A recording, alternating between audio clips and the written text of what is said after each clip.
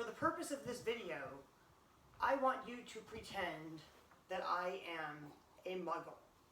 And by a Muggle, I mean somebody who has no experience with magic mushrooms. And I just happen to have some right here in this bag. See? Those aren't magic mushrooms, they're baby bellas. Well, for the sake of this video, I'm going to pretend that they're magic mushrooms. And right now, because I'm feeling depressed, I think I'm going to eat one or two of them.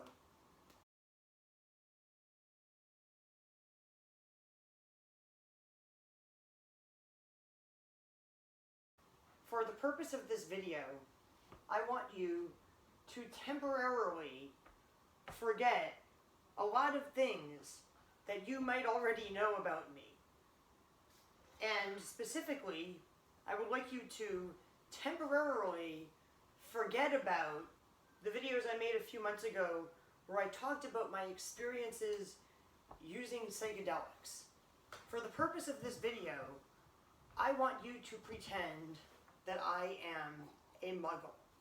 And by a Muggle, I mean somebody who has no experience with magic mushrooms.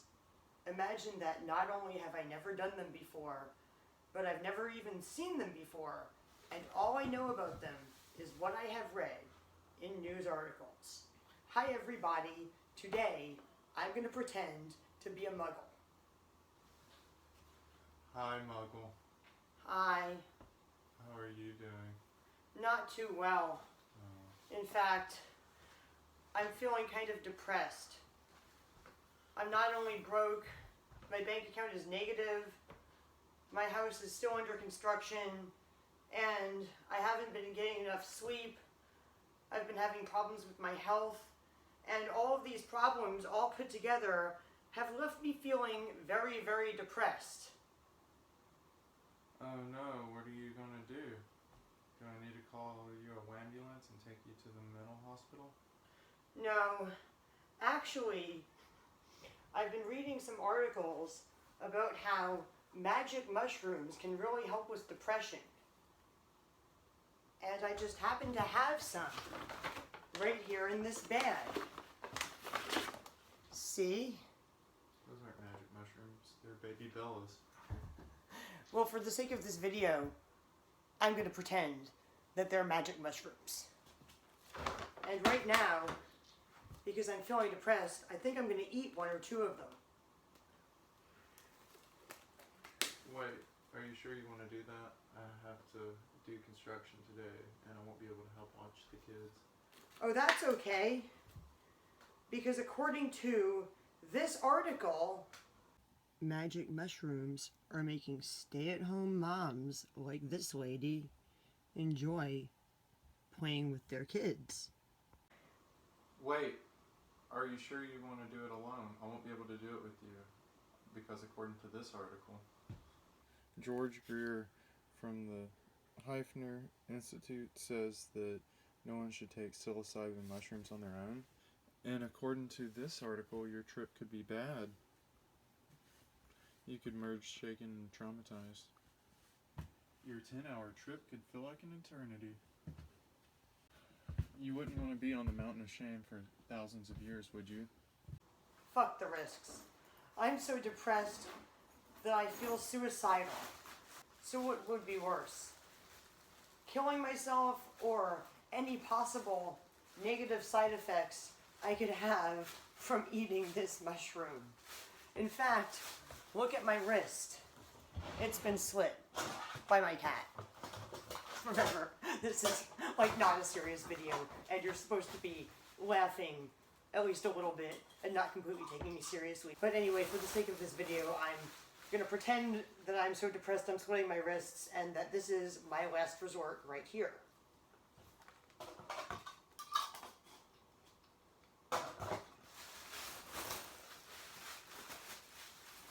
How those shrooms taste? Right. How are you feeling, Adrienne? I'm feeling a little bit weird. I'm not sure if I feel up to standing here and folding this laundry anymore. You want to go outside and play with the kids? Yeah, that's a good idea.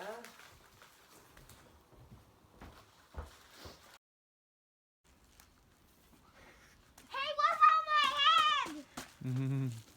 Oh, it happened. Hi. How's it going playing with the kids? I think I need to sit down. Okay. I'm still using.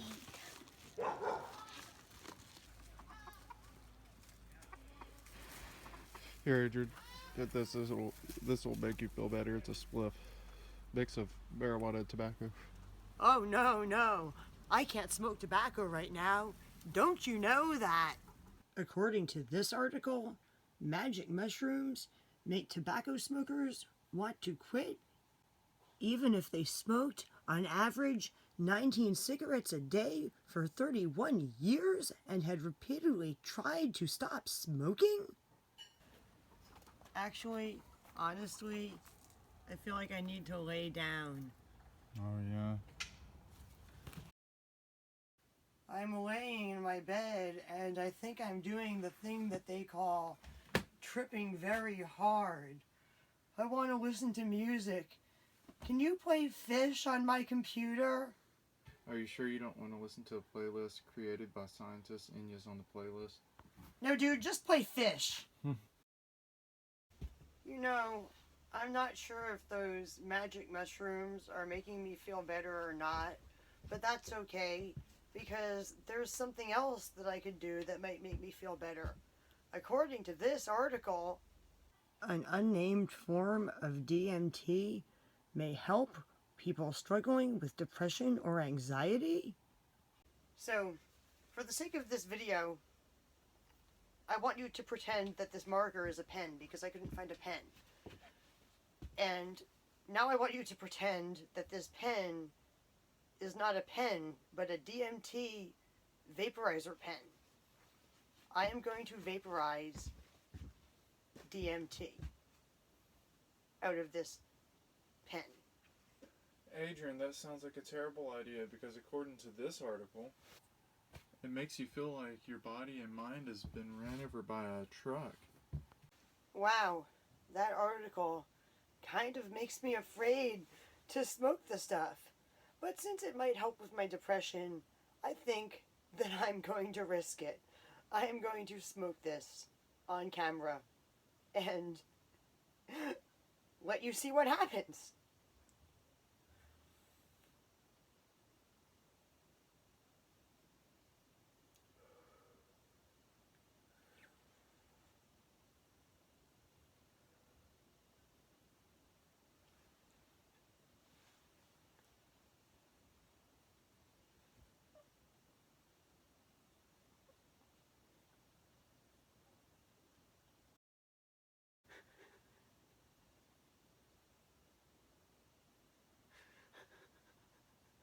Oh my God. I'm back in my room. Where are you back from? Like, outer space, man. What were you doing there? I think I was talking to aliens. Do you feel better? Yes.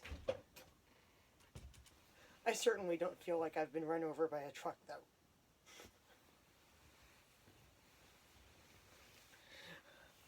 Okay, people. Now I would like to talk a little bit more seriously on camera about the way that psychedelics have been portrayed in the media in numerous recent articles, why they're being portrayed this way, and what they are leaving out in every article that talks about how psychedelics help with depression, which is the most important thing to know about why they help depression, which is how they work.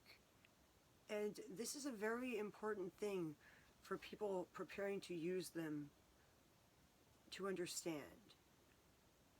Since I started making videos about psychedelics, I have acquired a friend on Facebook, I'm not going to name him, but if you're my friend on Facebook, you may know who I'm talking about.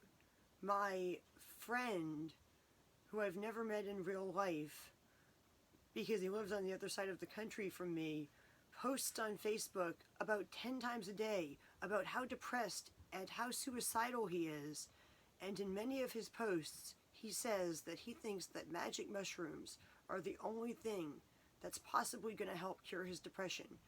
And he really wishes he could get some, but he doesn't know where to get them. I think he might hope that some stranger on the internet might send him some. But I believe that he's under the impression that they kind of work the same way that Prozac does.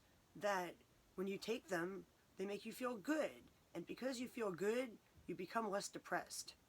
And he's wrong. But I'm not surprised that he believes that, because that's how they're portrayed in numerous articles about them. And before I explain why that's incorrect and why they actually work, I would like to show you a clip of something I said at the beginning of this video. I'm not only broke, my bank account is negative, my house is still under construction, and I haven't been getting enough sleep. I've been having problems with my health, and all of these problems all put together have left me feeling very, very depressed. Did you notice that I listed all of the reasons why I was feeling depressed? Most people who are diagnosed with depression by a doctor don't even believe that there's a reason that they're depressed. They think that they have a chemical imbalance in their brain that's causing it, and do not understand or do not fully understand that the reason that they are depressed is because of things they are thinking, which may be caused by traumatic experiences that they've experienced in the past, or even trauma that they're currently going through. But the reason that they are depressed is because of the way that they are thinking. And when a person takes a psychedelic with the intent of helping with a psychological problem that they're having, it will immediately make them think about their own problems very, very deeply, and they will eventually, hopefully, reach some kind of epiphany where they realize why they're depressed and how they can change what they are thinking and what they are doing to make themselves no longer feel depressed.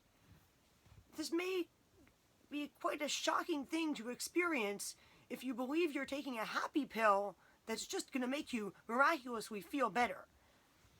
And none of the articles promoting the use of magic mushrooms, or any psychedelic for that matter, for depression or anxiety or post-traumatic stress disorder or any other psychological disorder, actually explain that the very reason that they work is that they make you think more deeply about whatever problem it is that you're having. And that's like the most important thing that somebody needs to know before taking a psychedelic.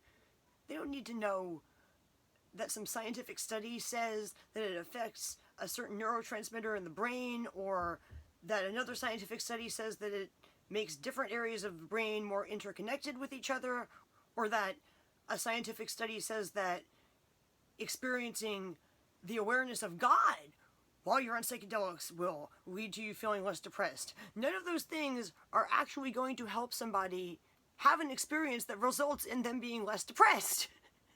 What will make them have an experience that results in them being less depressed is to tell them, this will make you think deeply, and it will give you the ability to figure everything out if you want to.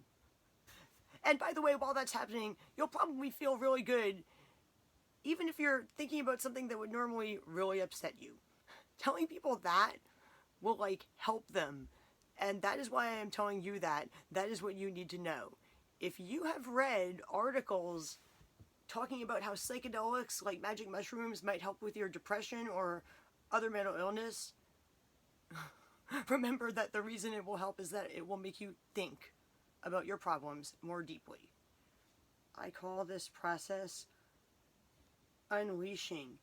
and I call people whose minds have been opened by psychedelics unleashed people, because it's like what happens when you take a dog off of a leash. It runs free. When you give somebody's mind psychedelics, their mind can run free. It is no longer constrained by whatever programming has been constraining it. Now that I have explained what is missing from all of these articles, I will now talk about what is in these articles and why. Numerous articles have been published and widely shared on social media that are marketed as promoting psychedelics. However, most of these articles, if you read them, actually say things that make psychedelics sound really scary. Articles with names like The Life-Changing Magic of Tripping, which makes psychedelics sound potentially terrifying. Millions of Americans are now smoking DMT, and the number is growing, which says there's nothing pleasurable about DMT, and it makes you feel like your psyche and body have been run over by a truck. And could psychedelic drugs become the new medical marijuana inside the potential benefits and high risks of magic mushrooms? Which poses the question, does America really know what it's getting into?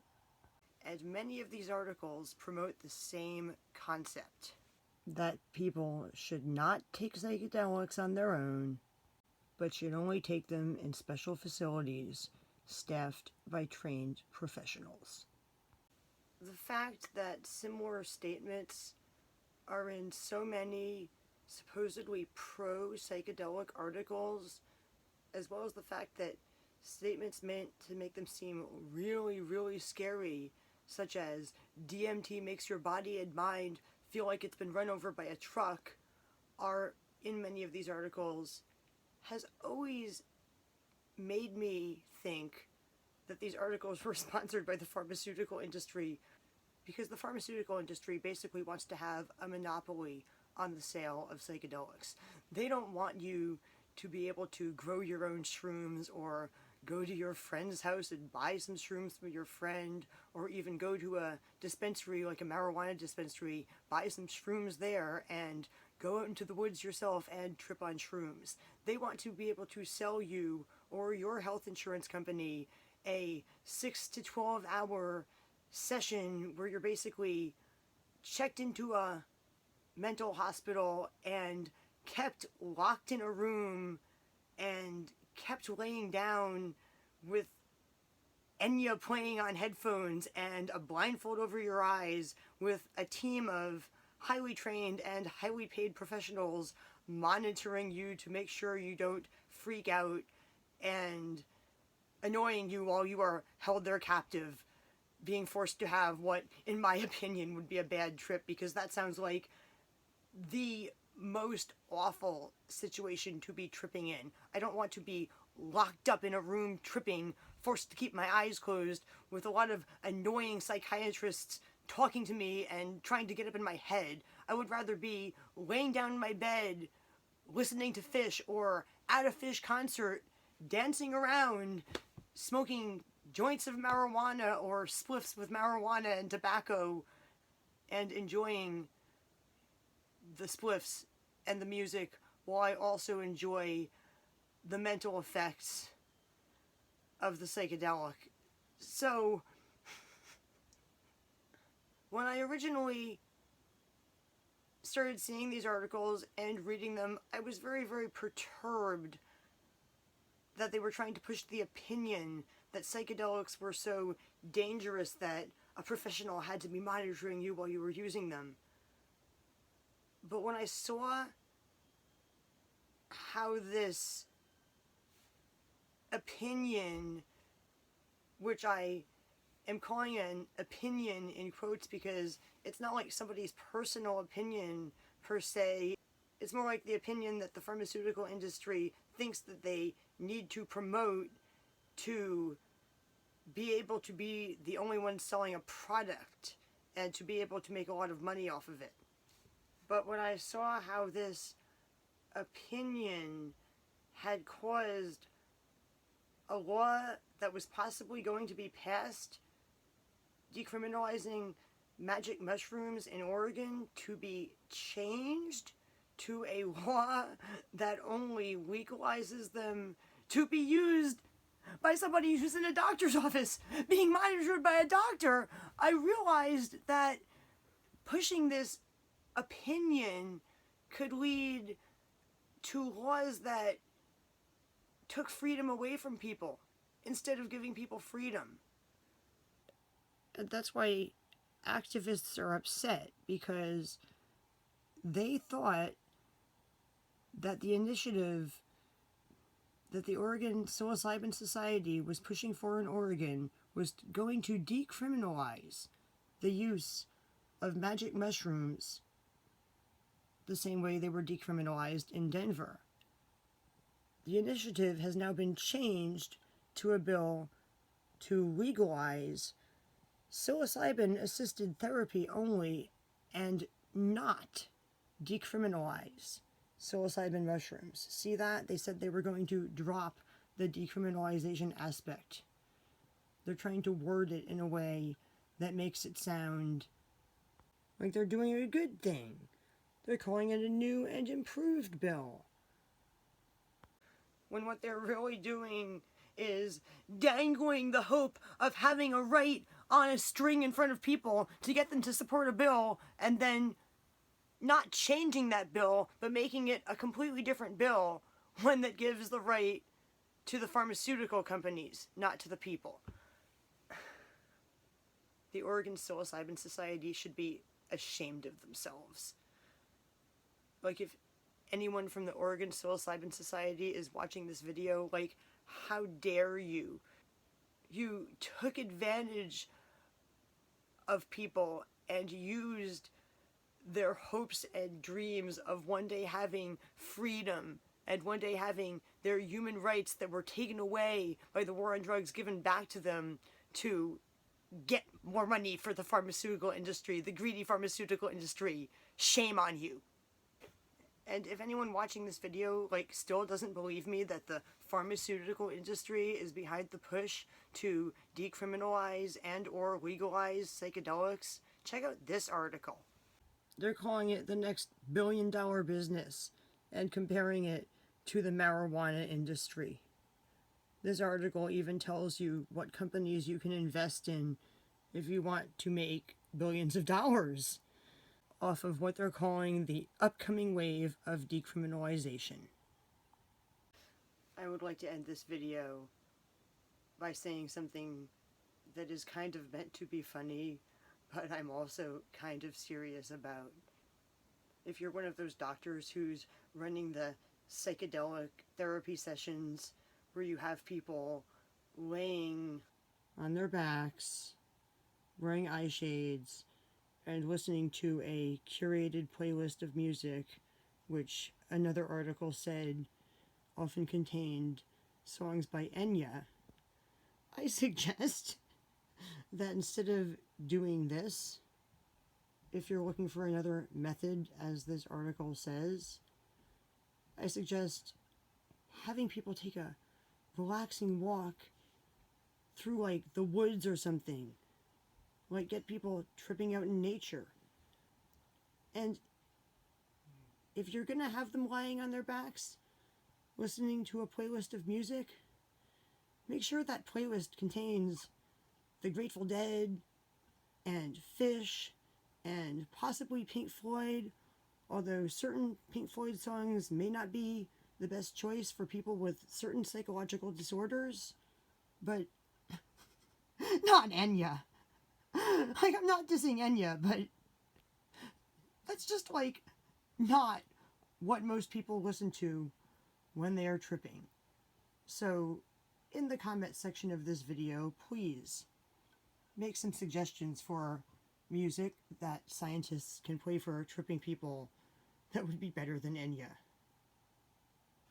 And please also like this video, share this video, watch my other videos, subscribe to my channel, and donate money to me on Patreon and other sites. And if you live near Berkeley or are able to travel there, please go to the City Council meeting in Berkeley tomorrow. I'm telling you about this now. Remember that you heard it from me first. You may hear it on tomorrow's evening news or the day after tomorrow's morning news. Berkeley is going to become the third city in the country to decriminalize shrooms. They're going to almost certainly vote yes to do so tomorrow afternoon, and like Oakland, they will also be decriminalizing all other natural psychedelics, including DMT. Remember that you heard it from me first, a day or two before you heard it on the news. Bye, people.